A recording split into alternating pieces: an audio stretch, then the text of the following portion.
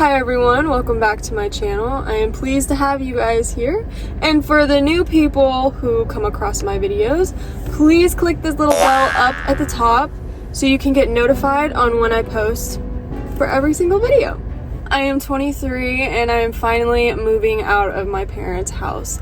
I'm really excited about it. Been saving up for a new adventure in life. While being able to stay at my house with my parents, I've been able to hoard things basically. So I'll go out to Walmart, I'll go out to Target, and I'll buy things that I eventually will need for the apartment.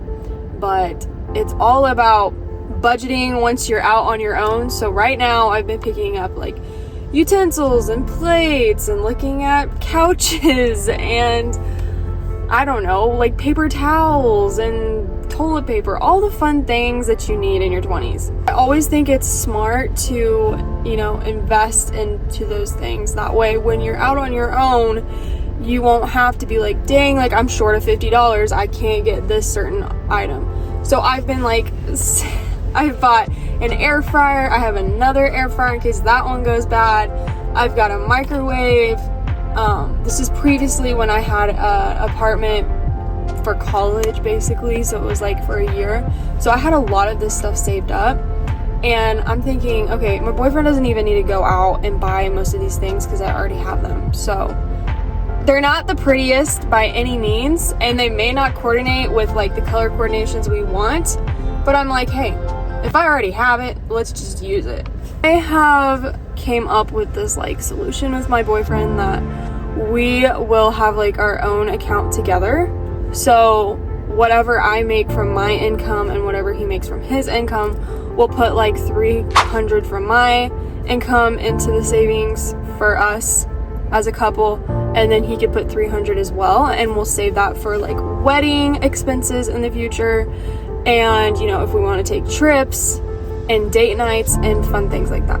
So yes, we'll all have saving accounts so I'll have my saving account separately that I've had since I've been working, and he will have his too, but we'll also have one conjoined together so we can both contribute on both sides. So where we're moving, it's pretty expensive because you see tourists all the time walking around and buying everything. So of course, since it's a tourist place, prices are gonna be crazy. So our goal is to go out twice a month and not eat out every day, and that includes when you're going to your job, right? And sometimes for jobs you're either sitting down and you're on the computer and you're calling in Uber Eats and they bring your food to you, or you go out and eat. No, we'll be making food from our groceries that we get each month and save money that way. So for vehicles, it's kind of funny, but him and I have basically the same vehicle, except his is a year younger than mine. Mine is a year older, so it doesn't have a fancy dancy sunroof. I wish. That would be so cool. Someday I'll be able to get a vehicle that has Bluetooth and everything, but right now I've been using an aux cord and playing my music. It's old fashioned, I swear. But we both have very reliable vehicles, and we'd like to at least keep both of them just in case in the future, if we get another vehicle and things go to crap, or we have to go in and get parts for it, or it has to get its oil changed, we both have vehicles to get to certain destinations. Okay, so now that I'm done talking about moving out, I'm now going to talk about the most stressful thing in my life. So the most stressful thing in my life, I would say right now, is my job. I cannot stand my job. My boss, literally, I'll say good morning and stuff, come through the door, and she'll say that every once in a while, but then she'll just rip my ass about something wrong with the website. I'm doing this wrong, this customer said this. And here's the thing, I never created this website. Somebody originally did, and now I'm taking it over and I'm trying to fix their mistakes that they made. It is honestly so frustrating to fix these mistakes because my boss doesn't understand what's going on in life. She doesn't understand the whole computer technology, so her and I definitely butt heads. But another thing that I get really upset about is you know, it comes time for my paycheck and like, why is it fluctuating? Like, I'm literally coming in every single day. She forgets to put my hours in. Usually it's like 45 hours. No, she gives me 40. And I go and ask her and she's like, she gets pissed off and stuff. So I'm ready for another job. I really am. Living in a small town, you don't make as much as you would living in a big city. It's really hard to see that kind of money come in. So once I move to a big city, I'm hoping to find, you know, a really good job that can support, and that it can support myself as well as my husband and kids in the future. So like, talking about job opportunities and job offers and all sorts of things, we'll talk about like what all jobs I've had, okay? So my first job was being a babysitter. My second job was working on our family farm, which is fun to work, you know, for your dad and, you know, still get paid, but you don't get paid quite as often, but it's more so like helping out the farm. So that was my job, like checking cattle and giving cattle shots, and like not something that I love to do, but I still felt good after I did it. And I would run the swather and I would run the tractor, like little, like not little things, bigger things like that on the farm is what I was responsible to do. Then when it came to getting a job in college, it was a very different experience for me because I had ventured out of my small town working into a place where I literally know no one. Worked at this place, this graphic design place and like boutique place.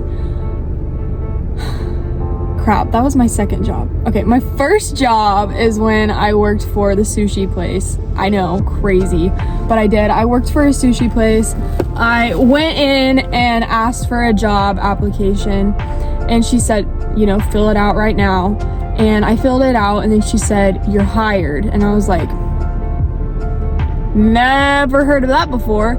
And then as I was researching more and more and I talked to my parents, they said that's a red flag. So yes, that was a red flag. And so I'm like going in there and I'm saying, okay, so what day do I start? She goes, you start now. And I said, okay, I'd like to be a dishwasher. And she said, no, you're going to be working the floor as a waitress. And I'm like, huh? And she doesn't understand me. Like, she thinks my name is Shita instead of like Shasta, it's Shita. So yeah, just imagine going into work every day and being called Shita. That was like the number one red flag. Another red flag is like she was paying like under the table with like cash. And then all of a sudden she got in trouble by her accountant or something and said she needed to start like filing like my taxes and everything. And I was just like, this is so weird. And plus I was getting paid $3.25 an hour. So, you know, doing the calculations by the end of that week, that was like not enough at all. But I was thinking, oh, I'm doing good because I'm getting these tips. But here's the thing, people would come in and spend like $98 on a meal and not drop a tip off or anything. Like, not even leave some cents. They would just, you know, be rude and leave. And, you know, I had a lot of days like that. And I'm like, I cannot live like this. This sucks. Like, you have some days where it's like freaking amazing, and you have days where it's horrible. And, you know, in the sushi place, I was supposed to just be the waitress. No, I was doing everything. I was back there being a dishwasher. I was back there like checking on the food and whatever. I was being a register. I was taking, you know, drinks. I don't know. It's just like a whole bunch of stuff that I was not prepared for. But I would say I gained a lot of experience by doing that, and I will never work for a place that says, I'm gonna hire you right on the spot again. The second place that I worked for was like a graphic design place in a boutique in one, and it wasn't much better. They ended up paying me like $8 an hour, and at first I was like, oh, that's really good. It's freaking terrible, you know, by the time taxes come around and stuff.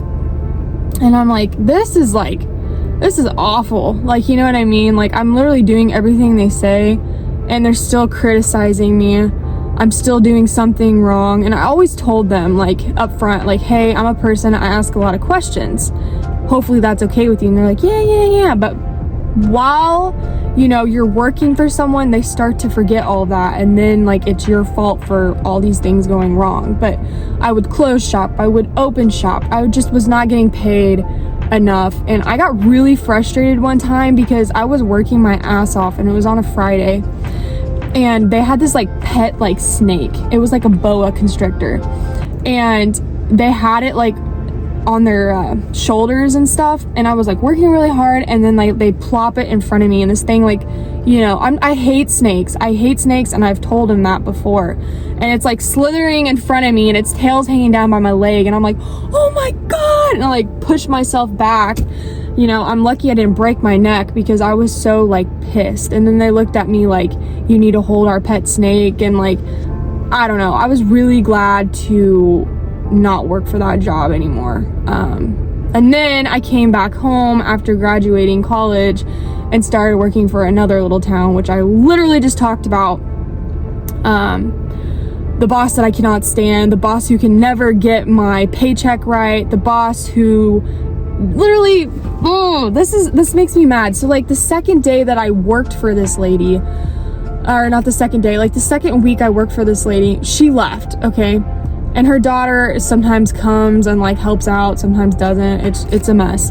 Anyways, she leaves my check there, but she doesn't sign it, and she doesn't have her name on it. Oh no, she has the name on it, but she's like, fill in the amount that you need. And I'm just like, what the fuck? Like, you guys are not responsible at all. It's almost like this place needs an HR rather than her doing everything at once.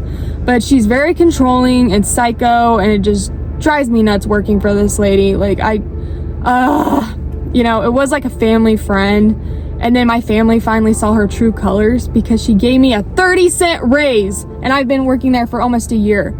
And usually you're supposed to get like $1, close to $2 for a raise for working a year. No, she gave me 30 cents.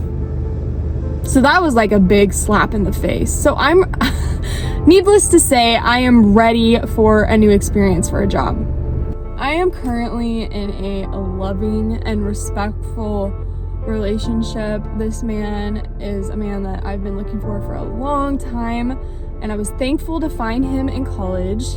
Unfortunately, things kind of got rocky for a little bit because we were trying to figure out what we're doing in life, and, you know, we separated for a little bit, and then we came back together, and we're stronger than ever. Like, it's so true when they say your heart grows fonder when you're not around that person at all. I know that's exactly not the way it's worded, but you get what I'm saying. Like, your heart grows fonder the more distance you have between each other. And like, we realize that. And you guys probably saw in my other video when I went over to Florida and I saw my man. Well, I went and got my man back, if anything. So being alone in your 20s is a good thing, or it can be the bad thing. So once you get done with college, you realize, wow, like, I have no friends. You will go back to your hometown and like everybody's moved away, or everyone has like their own families. And so it can be lonely for a little bit. I'm that type of person where I've always been alone. Like, I've always been to myself. I've always made like YouTube videos, or I've found things to help me. Like, I've taken myself on like my own date without anybody around. I've went shopping without anybody around. Like, I'm used to those things, but you know, sometimes it does settle into where you realize, wow, I am lonely. Like, I have no one. I won't say that I have no one, because I do have my loving and caring boyfriend, but you know, during our separation, like, I literally had no one. And you know, sometimes we sit in our own thoughts and things just start going crazy in your mind and you get depressed. And that's when I started realizing I need to work out. So I made that a religious practice where I just did it constantly, because it's the only thing that kept my mind, you know, distracted. Body image. Let's talk this one. Okay, I never talked to anybody about this. Maybe to my dad and my boyfriend, because I'm always like, am I fat? Am I fat? Am I fat? And you know, when you see things on Instagram and you see all these models and you see like their perfect skin and perfect body, you know, you really start feeling uncomfortable within yourself and you're like, damn, I need to look like this. And so I finally got to the point where I deleted Instagram, I deleted Snapchat, I deleted Facebook, because I don't want to see what other people are doing in life. Like, it was putting me down. It was putting me down, like how their bodies looked and how mine didn't. And I'm fighting this on a daily battle. I think women fight this the most because in your 20s, your hormones are all over the place. So you're gonna start gaining more weight in your stomach. You're gonna start getting hips. You're gonna start getting, your thighs. It's just all these things. Your face is gonna start filling in. Your face is gonna start drooping. It's, the way of life. And so every day I'm trying to appreciate my body, but there's always things that I look at and I'm like, I could change this, I could change that. And so deleting social media really helped me open my eyes to seeing, like, that was pathetic. Like, why am I comparing myself to someone else's body when my body looks nothing like theirs? So I would say body image is definitely a struggle in your 20s, but eventually everything will work out. If anything, I hope that you guys can take this video and look at it as, wow, things do change in life. Nothing stays constant. You're gonna have to be comfortable with being uncomfortable. I believe that's how you grow, you change, you learn what you want in life, you learn what you don't. It's just not staying in your own little bubble. Like, you have to expand that. And it's okay for change. Like, it is part of human life. Sometimes it sucks because we're stuck in our old ways, but it's just the way human life is. There's always going to be change, and you're always going to have people come and go in your life. And maybe it would be for the better, if they go out of your life.